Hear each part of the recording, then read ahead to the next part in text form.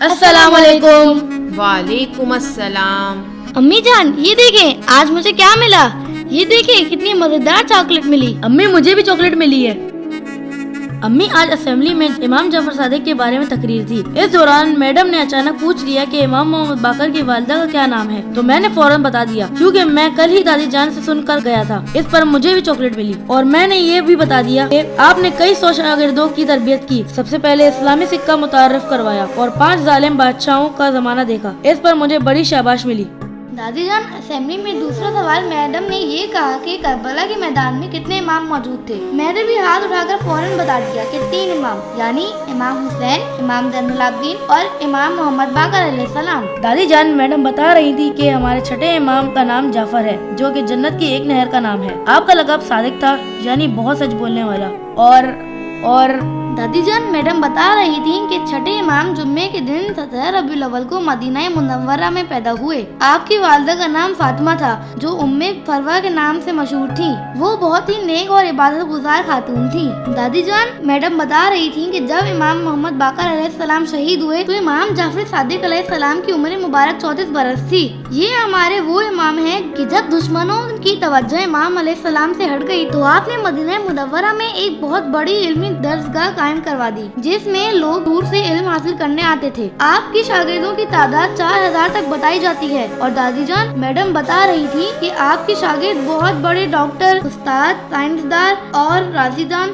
راضی دان نہیں بیٹا، ریاضی دان، جسے تم میتھس کہتے ہو۔ اسی طرح کیمسٹری بھی۔ ان علوم کے بہت سے بنیادی قانون امام جعفر صادق کے شاگردوں نے بیان کیے ہیں۔ امام صادق کے زمانے کی خاص بات یہ تھی کہ آپ کے دور میں بادشاہ خود آپس کی لڑائی میں مصروف تھے۔ آپ نے اس موقع سے فائدہ حاصل کرتے ہوئے لوگوں کی تعلیم و تربیت کا کام کیا اور فقہ جعفریہ کی بنیاد ڈالی۔ آپ کی مدت حیات تمام ائمہ سے زیادہ یعنی 65 سال تھی۔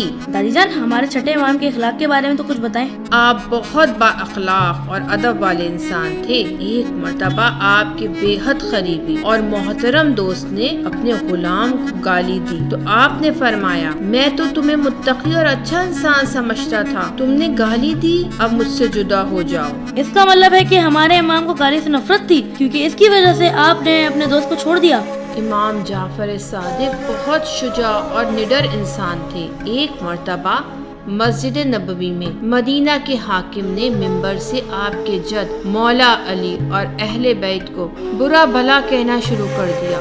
لوگوں کو یہ بات بالکل پسند نہیں آئی، لیکن کسی میں ہمت نہ تھی کہ حاکم پر اعتراض کر۔ لیکن امام صادق حاکم کے سامنے کھڑے ہو گئے اور فرمایا، جن برائیوں کا تذکرہ تو نے کیا ہے اس کا تو خود اور تیرا بادشاہ منصور زیادہ حقدار ہے۔ ایک دن بادشاہ منصور نے امام سے پوچھا کہ اللہ نے مچھر کو کیوں پیدا کیا ہے؟ آپ نے جواب دیا، ظالم حکمرانوں کو ذلیل کرنے کے لیے۔ بادشاہ منصور نے جب یہ دیکھا کہ لوگ امام کو بہت پسند کرتے ہیں تو وہ آپ کے خلاف ہو گیا اور آپ کو بہانے سے تنگ کرنے لگا۔ ایک دفعہ تو اس نے حد ہی کر دی، اس نے سپاہیوں سے کہہ کر آپ کے گھر کو آگ لگا دی۔ امام کے چاہنے والے آپ کا جلتا ہوا گھر دیکھ کر پریشان ہو گئے، لیکن بچوں ہمارے امام بالکل نہیں گھبرائے اور فرمایا کہ آگ مجھے نقصان نہیں پہنچا سکتی کیونکہ میں نسل ابراہیم سے ہوں۔ جس طرح آگ ابراہیم کے لیے پھولوں کا مرکز بن گئی تھی، اسی طرح یہ آگ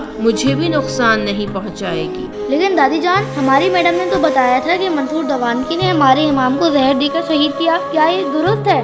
ہاں، اس واقعے کے بعد بھی جب لوگوں کے دل میں امام کی محبت بڑھتی گئی تو اس نے فیصلہ کیا کہ امام کو شہید کر دیا جائے۔ چنانچہ اس نے زہر دے کر امام کو شہید کروا دیا۔ آپ کی شہادت کی تاریخ 15 شوال بتائی جاتی ہے۔ امام بستر شہادت پر شدید تکلیف میں تھے۔ آپ کے خاص شیعہ اور خاندان والے آپ کے بستر کے گرد جمع تھے۔ ایسے میں امام نے اپنے آخری کلمات ارشاد فرمائے، ہم ائمہ کی شفاعت اس شخص کو نہیں ملے گی جو نماز کو ہلکا کم اہمیت جانتا ہو۔ دادی جان یہ شفاعت کیا ہوتی ہے؟ بیٹا، ہم امام کے ماننے والے جتنی بھی عبادت کریں ان میں کچھ کمی بیشی رہ جاتی ہے، امام قیامت کے دن اللہ کی اجازت سے ہماری اس کمی بیشی کو ختم کر دیں گے، اس عمل کو شفاعت کہتے ہیں۔ جی دادی جان، میڈم نے یہ بھی بتایا تھا کہ ان کو مدینہ منورہ میں جنت البقیع میں دفن کیا گیا ہے۔ ہاں بیٹا، آپ کی قبر امام حسن، امام سجاد اور امام باقر علیہ السلام کی قبر کے ساتھ ہی جنت البقیع میں ہے۔